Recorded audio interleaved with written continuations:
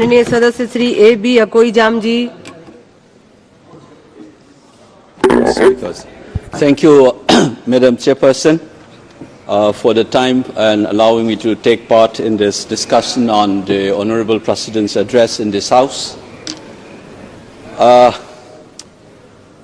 was expecting the President's speech to mention something on Manipur, very honestly speaking, because I thought that the government will outline through her speech on the steps being taken by the Government of India to deal with the issues and this tragedy that we have been witnessing in my home state.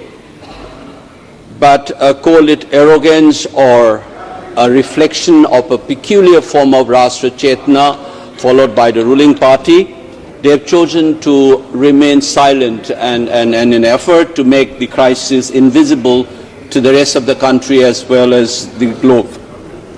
So I expect Madam Chairpersons to give me a little more time than the usual so that I can register the pain and anguish of the people of my state in particular and those fellow countrymen who are worried about the happenings in my home state. It's my sincere appeal to you. Please do give me some extra time. In our President's speech, it says that the government is trying to take along all these people, an inclusive and all-encompassing approach based on the principle enshrined in the Constitution. But the fact of the matter is, this government and their ideological moorings clearly does not believe in inclusive politics. I say this for one reason, not only for what has happened vis-a-vis with the Manipur crisis and the manner in which the Government of India have responded, but also generally the manner in which they have tinkered the constitutional principles and the manner in which they have imagined this nation to be. Their attitude and response to Manipur is nothing but a specific form of reflection of their general conception of what this nation is all about. Then we start with a particular tinkering that this government has done, which we don't see. Baba Sahib Ambedkar said, we have this document now, but how we inject flesh and blood to the soul to this document is what matters through our practice. What has been happening since the last 10 years? Like all liberal constitutions, we have this beautiful phrase in our preamble called "We the People." And this "We the People" is, like all liberal constitutions, conceptualize the population, the nation as a stratified population. But this government is pushing for a kind of an imagination of a nation which is cultural and organic in nature. When the Prime Minister took over in 2014, he has said on many occasions across many platforms in the West, in UK, UAE, Netherlands, or in various meetings in this country, he invoked a very familiar phrase that we have seen in the Nazi Germany's in 1920s and 1930s, Blut und Boden, blood and the soil. He said in his speech in Wembley, as well as in Netherlands or UAE or in my part of the world in Silchar, he says whether one should be giving emphasis on the color of the passport or the color of the blood or in our relation to the soil.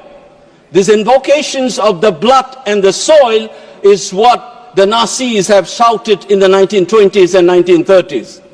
It is these conceptions of the people of this country leads to various exclusions. So there's no surprise that today we have a party which swear by nationalist ethos and you have none of the members from the Muslim communities, which constitute 15% of the population. That is the reflection of that imagination of the nation. It is a similar kind of an exclusion that you have continued through your response to the crisis in Manipur.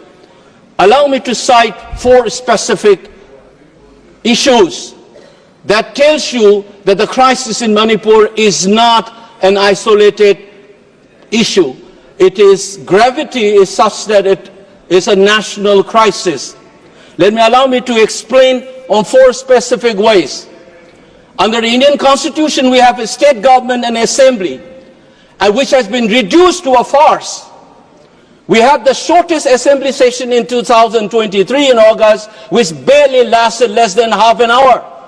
Instead of discussing on the crisis, the assembly was cut short. The government of Manipur openly claims that its power has been stripped by the union government. We don't know who is in charge of the state of Manipur. The leaders of the government in the state says that the police did not report to the Honorable CM and the Home Minister, to whom they are reporting then. And the appointment of the big officials of law and order, such as the chairman of the Unified Command, which takes care of the security and law and order situation, coordinate various security agencies, has been removed and planted some ex-bureaucrat by the center. And the CM says, for instance, that some part of Manipur is under my command and some part of the state is under the Union Home Minister. Can you imagine the Chief Minister of Maharashtra saying, Mumbai is under my control and the rest of Maharashtra is under the Union government? That is an illegal subversion of the constitutional mechanism and democracy in this country in the 75 years of our experience. That is the subversions that we have experienced. We don't realize this. The Chief Minister ordered something. The Central Security Forces refused to obey the order. And there are images where the Central Armed Forces stopped the Manipur police from responding to armed attacks on innocent villagers. This complete chaos is what we witnessed in the 75th year of the constitutions, on which we have given lectures and bhashans in this house as well.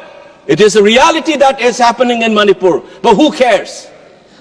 You have sent in 60,000 plus troops, and under whose command those are working?